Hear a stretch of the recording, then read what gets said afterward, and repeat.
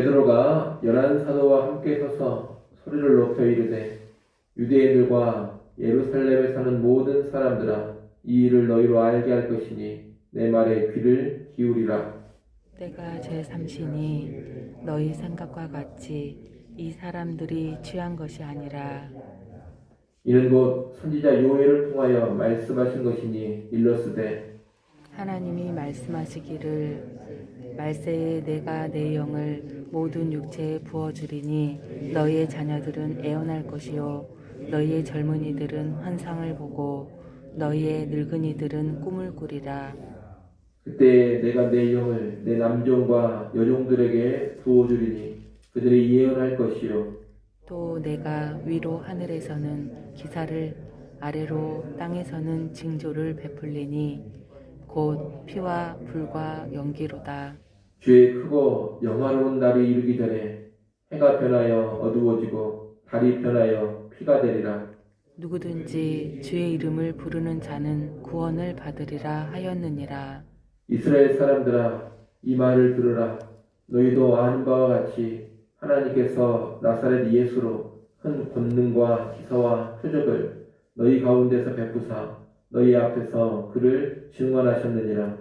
그가 하나님께서 정하신 뜻과 미리 아신 대로 내준 바 되었거늘 너희가 법 없는 자들의 손을 빌려 못 박아 죽였으나 하나님께서 그를 사망의 고통에서 풀어 살리셨으니 이는 그가 사망에 매여 있을 수 없었음이라.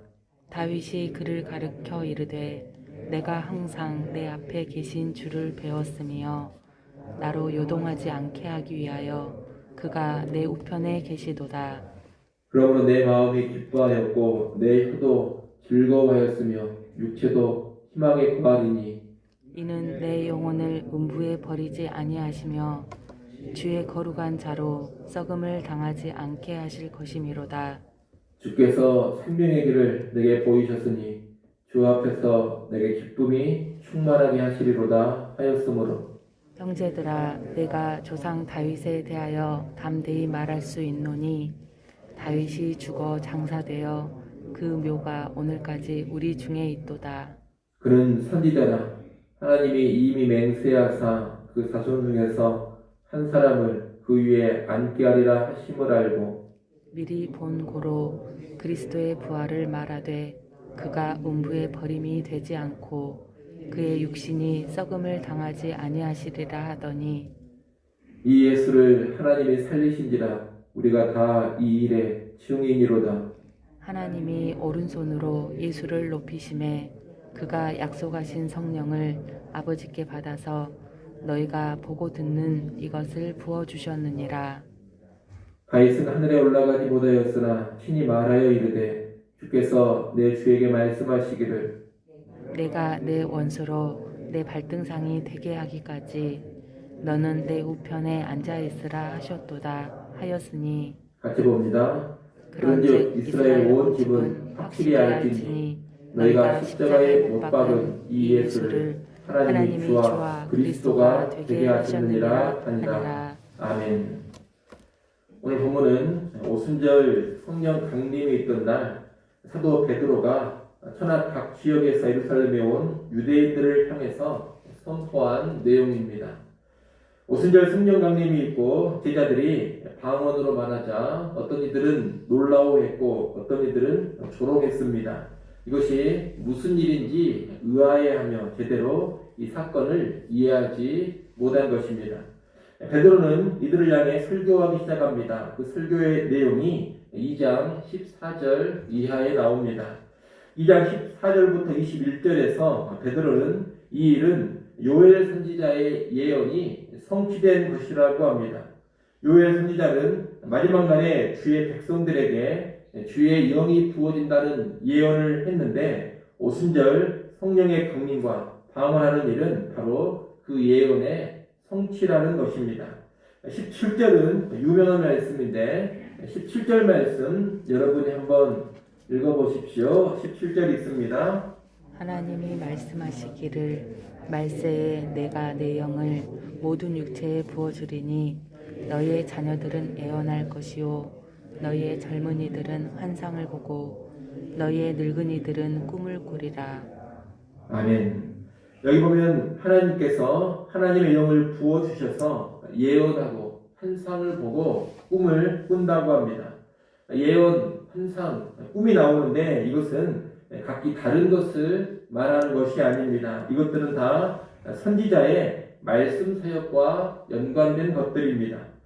구약 성경을 보면 선지자들에게 성령이 임하셔서 예언하고 환상을 보고 꿈을 꾸게 했습니다.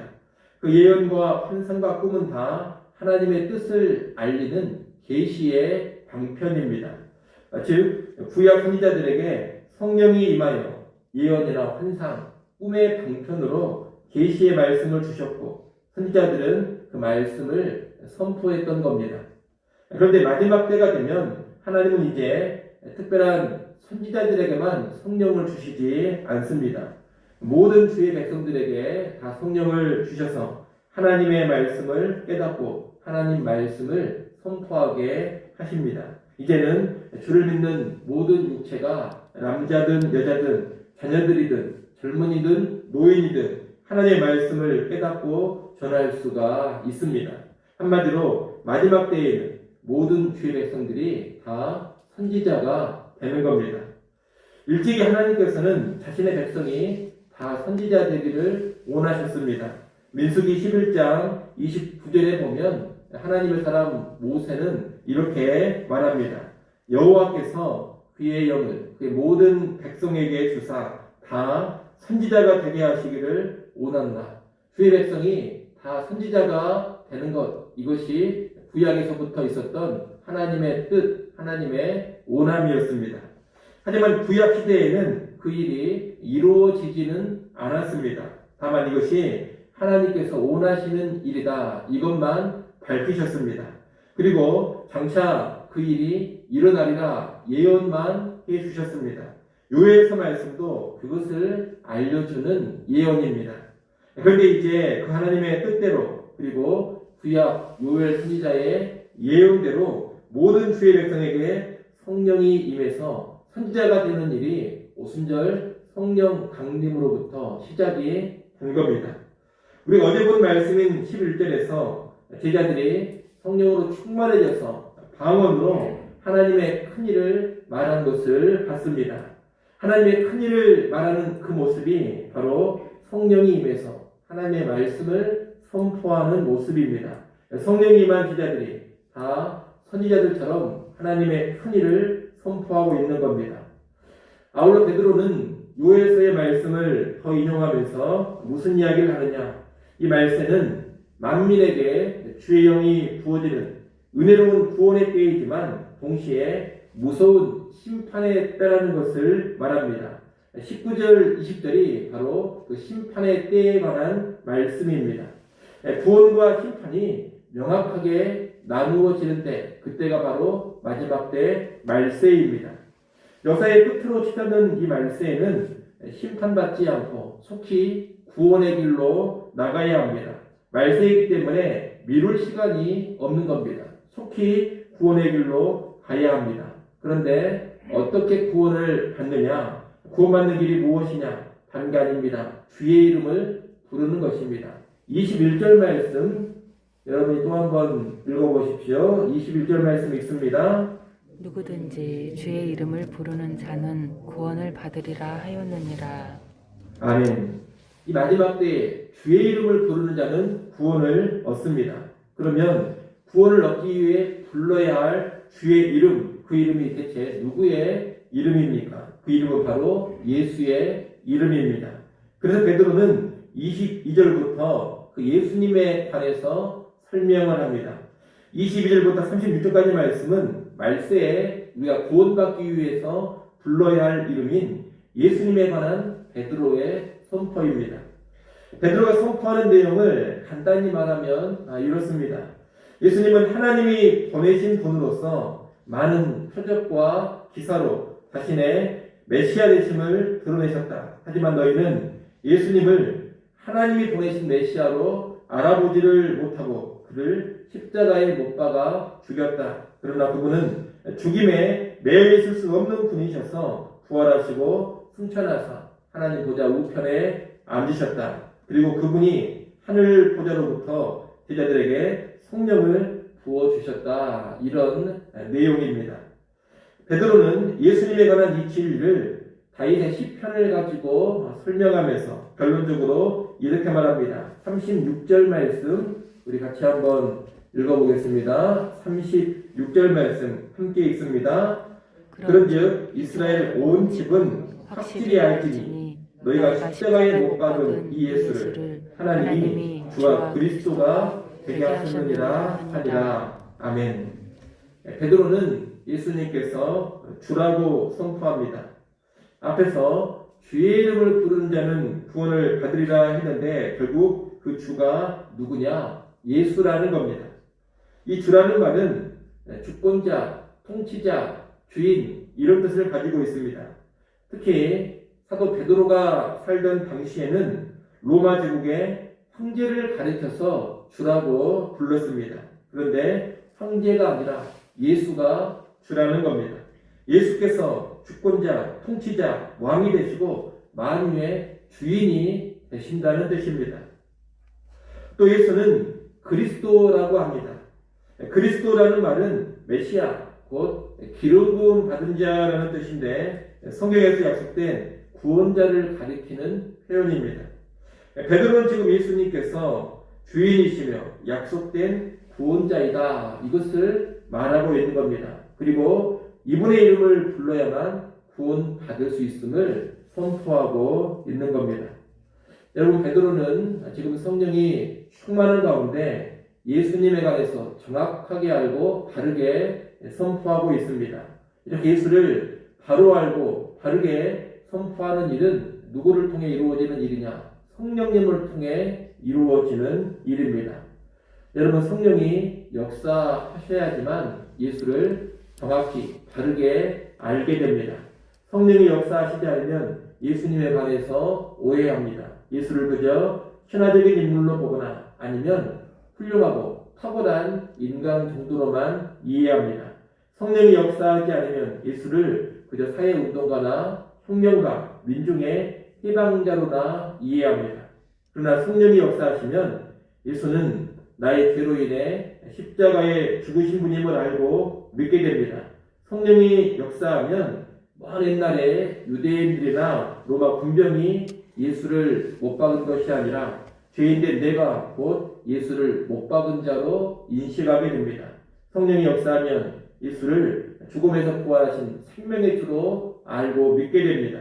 성령이 역사하면 예수를 하나님 보좌 우편에 앉아 계신 분으로 믿게 됩니다. 성령이 역사하면 예수를 나의 주, 나의 하나님으로 고백을 하고 예수를 그리스도 곧 나의 구주로 믿게 됩니다. 한 개인이 됐든 교회가 됐든 성령이 역사하면 반드시 예수를 이런 분으로 바라보고 이런 분으로 알고 이런 분으로 믿게 된다는 겁니다. 그러니 오늘 나는 예수를 어떤 분으로 알고 어떤 분으로 믿고 있는가 이것을 돌아볼 수 있어야 되겠습니다. 오늘 여러분은 사도 베드로가 선포한 그대로 예수님에 관해서 알고 있고 베드로가 선포한 그대로 예수님을 믿고 있습니까? 그렇다면 여러분에게 성령의 역사가 있는 겁니다. 또 교회가 그렇게 알고 믿고 있다면 성령의 역사가 있는 교회인 것입니다. 이런 성령의 역사를 경험한 사람들이 진짜 그리스도인이고 이런 성령의 역사가 있는 교회가 말세에 참된 교회입니다. 그런 교회에 구원의 복이 있는 것이고 그런 사람에게 구원의 복이 임하는 겁니다. 빌립보서 3장에 보면 사도 바울은 내 주 그리스도 예수를 아는 지식이 가장 고상하다, 최고의 가치가 있다 그렇게 말했습니다. 예수를 바로 아는 그 지식이 최고의 가치요, 최고의 복이라는 겁니다. 그래 오늘 여러분이 성령의 역사로 예수를 주와 그리스도로 알고 믿고 있다면 최고의 복을 받은 줄 아시기를 바랍니다. 사방군대에서 복복 그러지만 예수를 바로 알고 바로 믿은 것, 여러분 이것이 최고의 복입니다. 어떤 권력자나 돈이 주가 아니라 예수가 주의 심을 알고 그분을 주로 모시고 살아가는 것, 여러분 이것이 진정한 복, 최고의 복이라는 겁니다. 그러면 여러분이 예수를 바로 알고 바로 믿고 있다면 최고의 복을 이미 받은 줄로 아시고 그 어떤 다른 복, 세상의 복에 너무 연연하지 않기를 바랍니다. 더 나아가 이 마지막 때 말세에 구원의 이름이 되는 주와 그리스도가 되시는 예수님의 이름을 선포하는 것, 이것이 최고의 사명입니다. 성령 충만한 베드로가 지금 예수님의 이름을 선포하고 있지 않습니까? 예수님의 이름이 구원의 이름이 되기 때문에 다른 이름이 아닌 예수의 이름을 선포하고 전파하고 있는 겁니다. 오늘 우리 역시 마찬가지입니다. 우리는 마지막 때를 살아가고 있습니다. 이 마지막 때에 무엇을 우선시하며 살아야 되겠습니까? 이 말세에 교회와 그리스도인들이 무엇을 선포하고 무엇을 증거하면서 살아야 되겠습니까? 다른 게 아닙니다. 예수 이름을 선포하고 예수 이름을 증거하며 살아야 합니다. 이 마지막 때의 교회가 돈 이야기는 하고 있고 건강 이야기는 하고 있고 번영 이야기는 하고 있고 그럴 것이 아닙니다. 그리스도인이 입만 열면 세상 이야기나 하고 부동산 이야기나 하고 세상의 출세나 성공 이야기나 하고 있으면 안 됩니다. 그런 것이 구원을 주지 않기 때문입니다. 이 마지막 때에는 그런 것에 목매어 살 때가 아닌 겁니다. 말세에는 예수가 아니면 소망이 없습니다. 말세에는 예수가 없으면 그 어떤 다른 것을 다 가졌다 하더라도 아무런 의미가 없습니다. 예수만이 생명이고 예수만이 구원입니다. 그런데 세상은 이것을 모릅니다. 세상 사람들은 전혀 이런 것을 알고 있지 못합니다.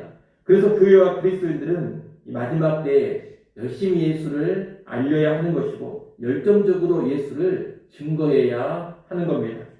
여러분 오해는 하지 마십시오. 돈이나 건강이나 성공 이런 것은 다 쓸모없는 것들이다. 그런 것에 관해서는 입도 뻥끗하지 말아라. 그런 말이 아닙니다.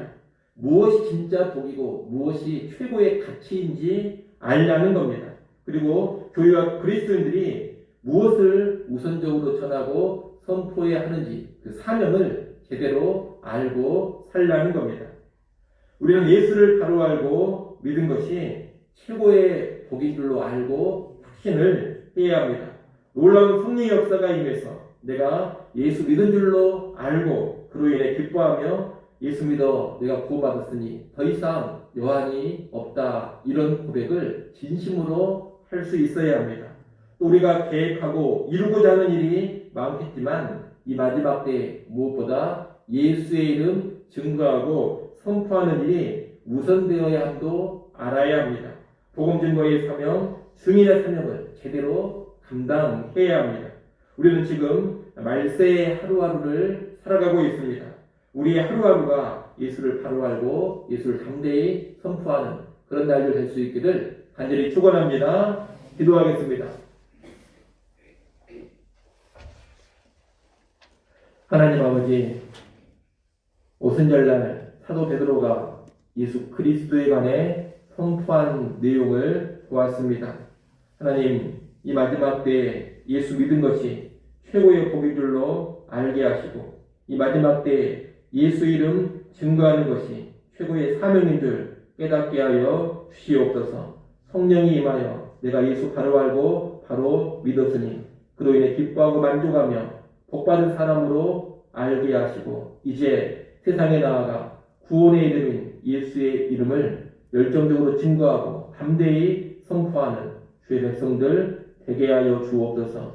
우리 교회에도 은혜 베푸시기를 원합니다. 성령의 은혜가 계속 임하여서 예수 바로 알고 바로 믿고 바로 선포하는 교회가 되게 하시고 구원의 이름 예수를 증거함으로써 구원의 역사, 생명의 역사가 계속 일어나는 교회 되게 하여 주옵소서. 예수님의 이름으로 기도드리옵나이다. 아멘.